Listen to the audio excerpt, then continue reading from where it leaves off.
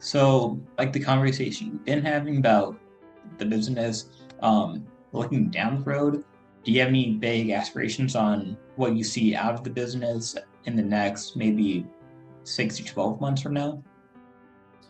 So at 6 to 12 months, I think our business is more establishing itself.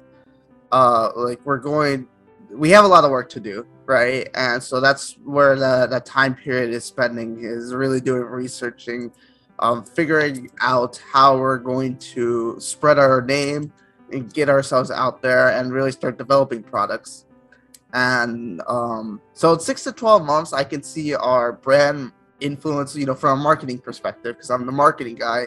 For our brand influence, maybe not increasing too far, but really internally, we're gonna have like a lot of cool things happening, and we're gonna be on the precipice of then after that 12 months, into the 12, 24 months from now.